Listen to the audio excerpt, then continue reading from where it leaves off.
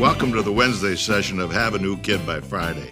You know, my dad never said to me once, Kevin, have you chosen to go to bed? Not once. You know, if you're like most of us, you grew up in an authoritarian home. You had parents like I did who said, hey, listen up, you're going to do what I tell you to do. Well, authoritarianism is still around, but it's not good for your kids. Now, we're going to talk about just what parenting style is the best for you and your child. On top of that, you're going to have to answer the question, which one is reflective of God's teaching?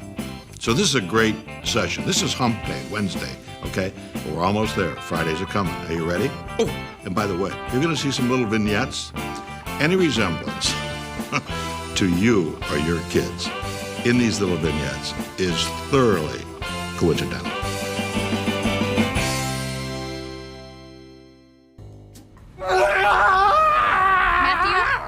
Matthew, stop that!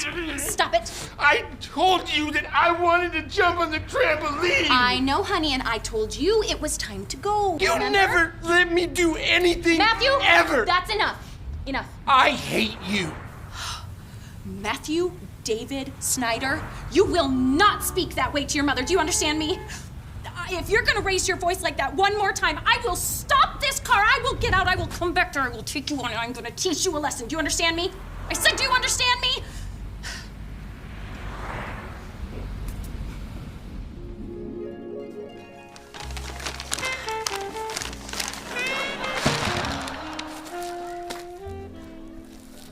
Oh, Maddie, baby. Would you like some cookies, honey? Would that make you feel better? Oh, honey, how about some cookies? You can even have extra cookies today just for you. Do you like a couple?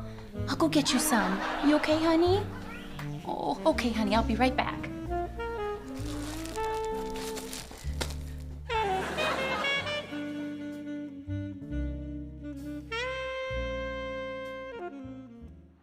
You never let me do anything.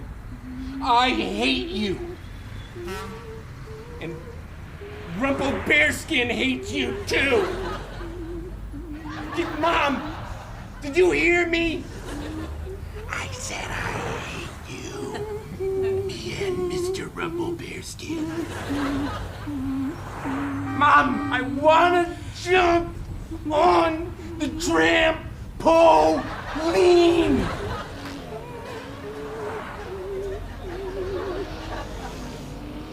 Mom, I want to jump on the tramp. I already said that. Hey. Hey, Mom, where are my soldiers? Mom, can I have some milk now? Hey, Mom, can I call Logan and have him come over and ride bikes?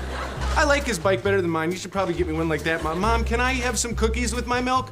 Mom, are those wheat buns? Mom! Mom, have you seen my Pokemon cards? Honey, here, I'll get you some milk. Hurry it up, Mom. Just a Mom, second. Don't I spill said it. just a second. Mom. I said just a second. Oh, is that my milk? Yeah. Where are the cookies? I'll get them for you just a second. Okay, bring them to my office. Get it?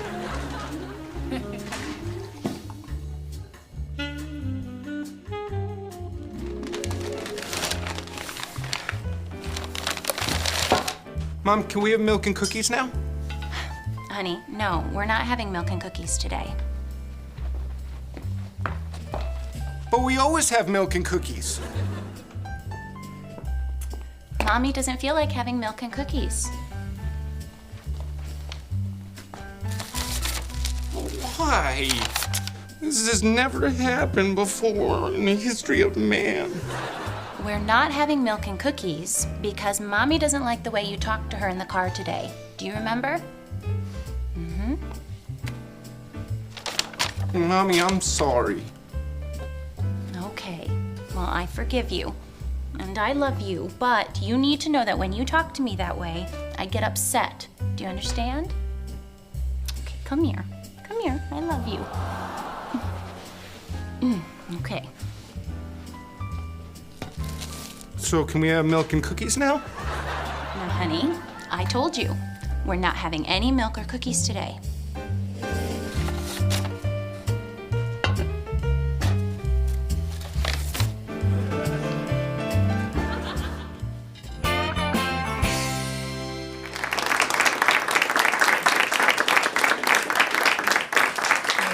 Thank you, everybody.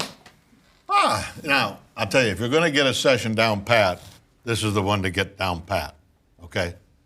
Hump Day, Wednesday, okay? Really important stuff in here because this is stuff that people struggle with between being an authoritarian and being an authoritative parent. Most of us know what a permissive parent is, and we're going to talk about those yet. And we've entitled this, Show Me a Mean Teacher, and I'll show you a good one. Your kid ever come home and tell you they have a mean teacher? You know, mean teachers, I've talked to a lot of them. They tend to be the kind of teachers that want to hold your kid accountable for their poor work in class. They tend to be the kind of parents or teachers that don't listen to excuses. They tend to hold people accountable. And take a look at our world around us and ask yourself, do we hold anybody accountable today for anything? But most of you grew up in authoritarian homes, as I did.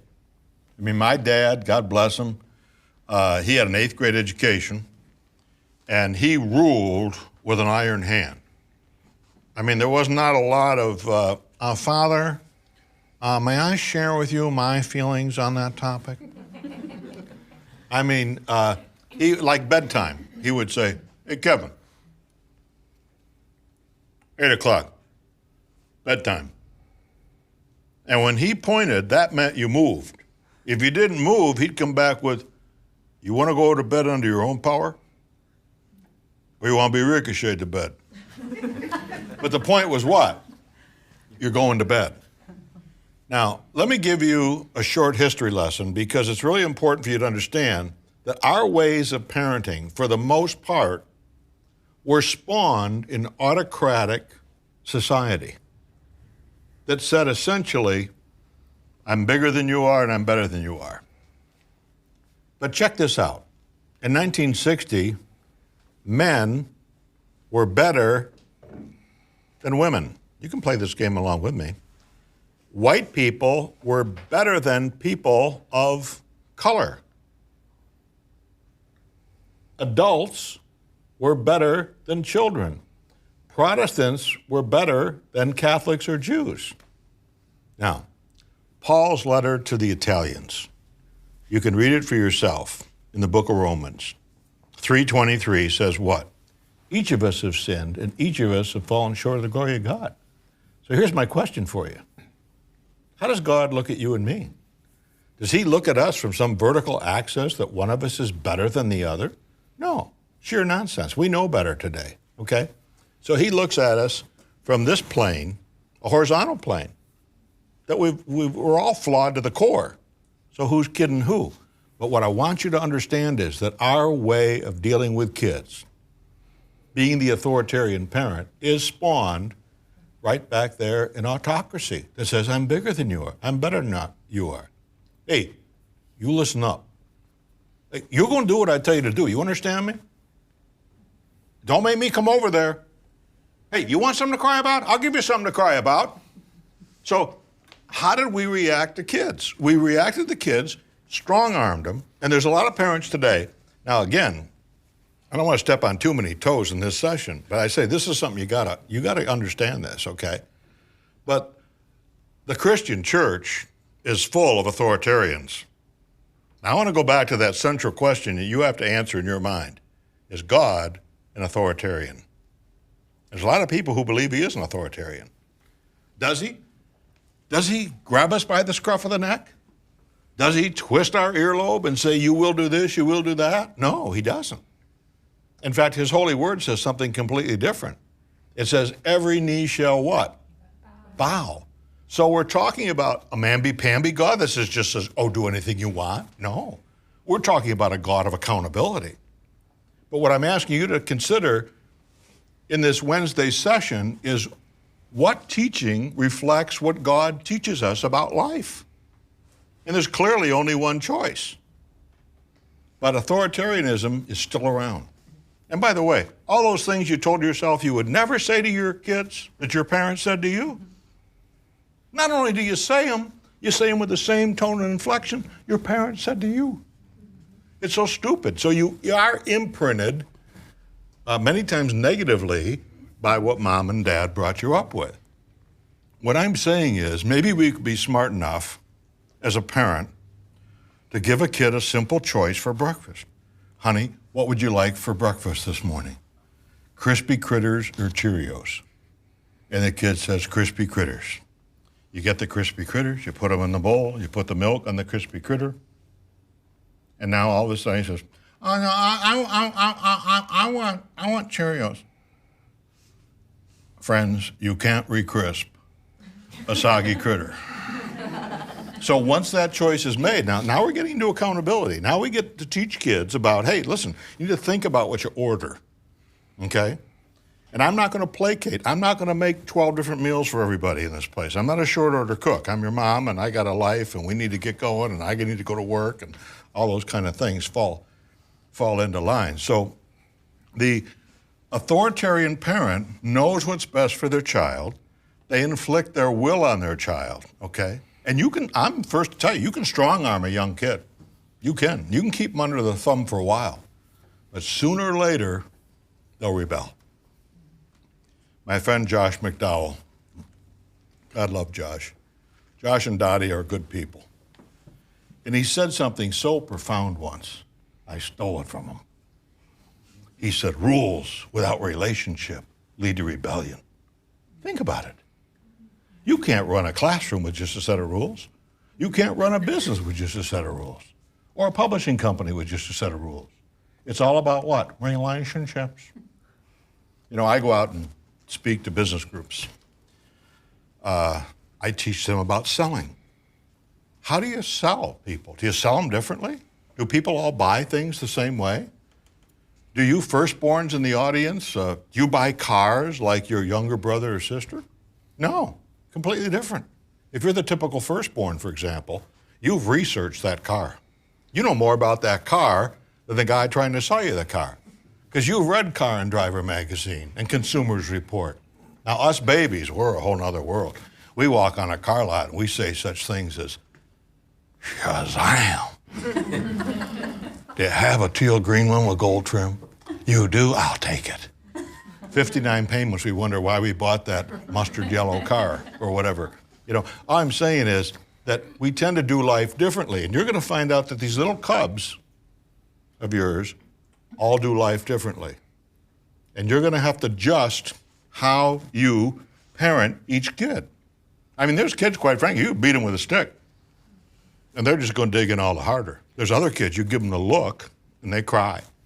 So you sort of have to be a shrink in residence to be a good parent these days, because kids all come out and certainly live life differently.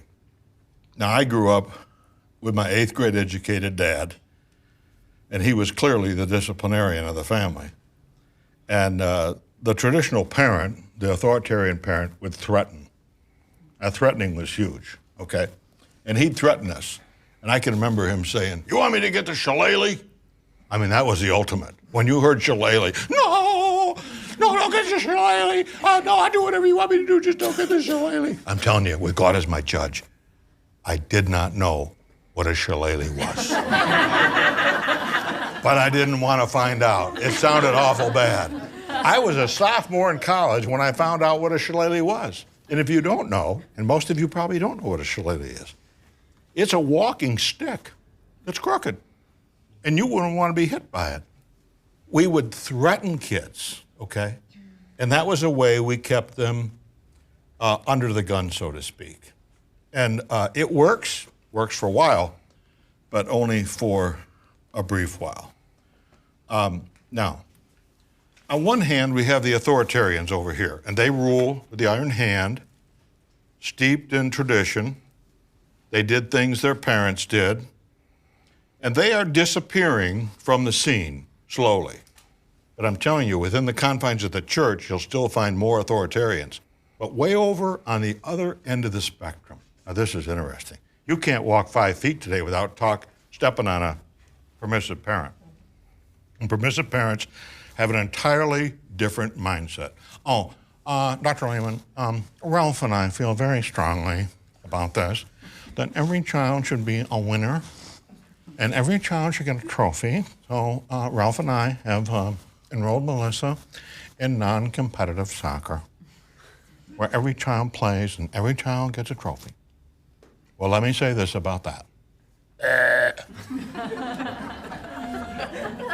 Where do they come up with these things? You know, there's people who study non-competitive sports. And guess what their findings are? The kids keep score. The boys more than the girls, interestingly enough, okay? So, you know, the permissive parent snowplows the roads of life for children. Oh, I love my child. You know, these are the parents who subtly push their kids. These are the parents that say things like, would you kids turn that TV down in there? I'm trying to do your homework. Or maybe you've helped a little bit with the science fair. 2 of our kids won the science fair. And I'll tell you, Sandy and I, we showed up for the award thing, you know.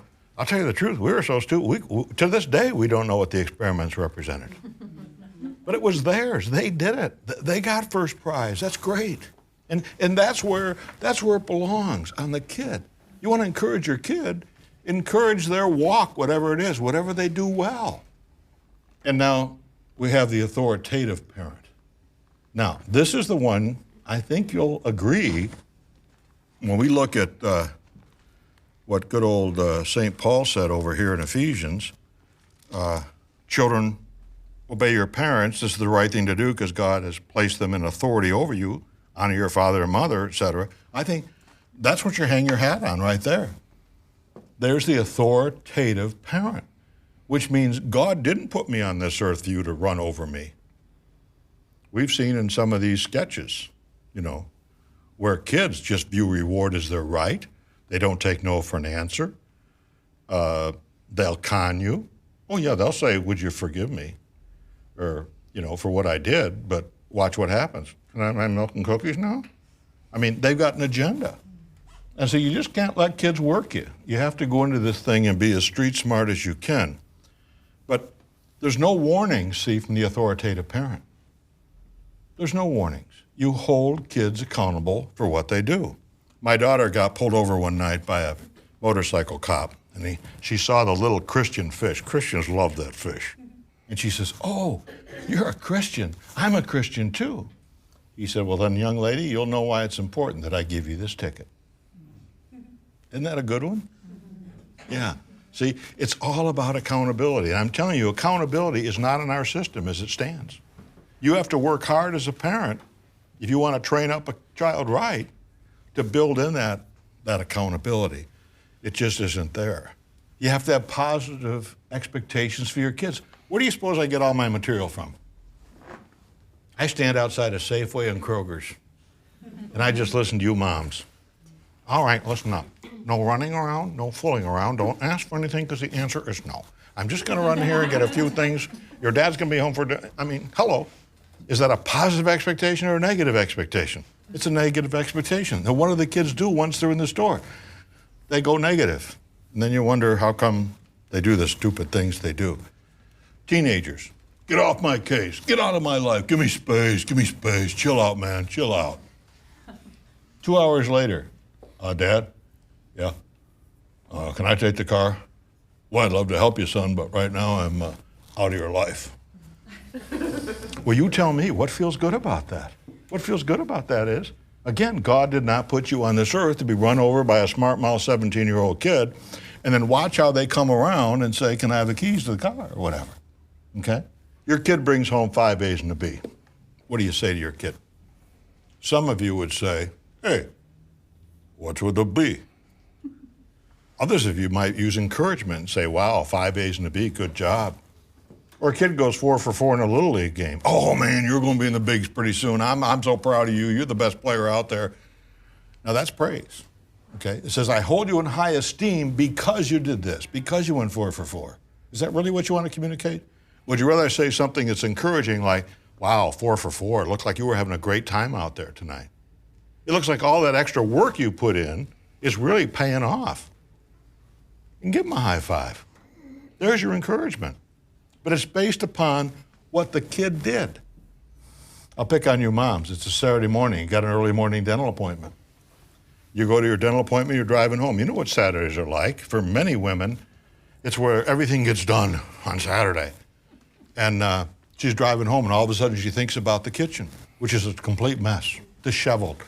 Thursday night's dishes are still there, okay? And she comes home, walks into a clean, sparkling kitchen. And there's her 13-year-old son with a dish towel over his shoulder. Honey, did you clean this up? Sure did, Mom. Oh, you are the best boy in the whole world. Mommy loves you so much. Mm-hmm. Here's $10. Not only have you praised the sucker, but you slipped him a 10 spot on top of that. Well, what's wrong with that? The kid cleaned it. That's great he cleaned it up. I'm talking about your reaction to it. Well, how would you react to it, fat boy? Well, I'll tell you how I'd react to it. I'd come home and say, honey, did you clean this up? Sure did. Huh. Honey, what a thoughtful thing. Thank you. I appreciate that so much. And see, I just saved myself $10. And see, the problem with the $10 thing is the next day he's back. He says, where's my 10? What 10? What are you talking about? Well, yesterday I cleaned the kitchen. You gave me $10. Today I cleaned the kitchen again. Where's my 10? Kids are on the take enough. Kids view reward as their right. So don't feed that monster, okay? Everybody gives back to the family. Don't be afraid to slip your kid a commercial announcement. I was driving my daughter Hannah to school one morning. I looked over, I said, Hannah, I gotta tell you something, you always look nice. You're always dressed nicely. You don't look like some of those little slime balls down there at your school. And she wheeled around and she looked at me. Slime balls? Dad knows the term slime balls? I said, honey, I'm not blind. I see some of those kids trying to look like they're 22 and they're 14 or 15 years of age. And again, keep in mind that all you're saying to that kid is, hey, I'm seeing that you're doing life well. And at this stage, I'm telling you, when you got a teenager and they're doing life well, I'm telling you, don't push your luck. That's good. You wanna get on that as best you possibly can. So what do we do on Wednesdays? Here's what I want you to think about. Again, use those study guides to your benefit. Talk about these things. What kind of parenting style do you have? You got to nail that down. If you're honest, most of you are probably authoritarian or you're permissive. The goal is to move toward the authoritative. How does your child respond to this parenting style? And this is one thing you know, when you have you got 2 kids or more, you know kids are different. And you have to be able to respond to them a little differently. And how can you adapt your parenting style to be more balanced? That's what we're working for. I think that's what St. Paul tried to help us out with. And then finally, in what ways can you emphasize relationships in your home? Just being interested in what your kids are interested in. You know, they bring something up, follow that up with an observation, not a question. Tell me more about that. That's interesting, because tell me more about that is a command in the English language, but it doesn't put the defenses up. So Wednesday, this is one, like I said, you have to really nail. You have to really work hard to be the authoritative parent, because that's the key to having a new kid by Friday.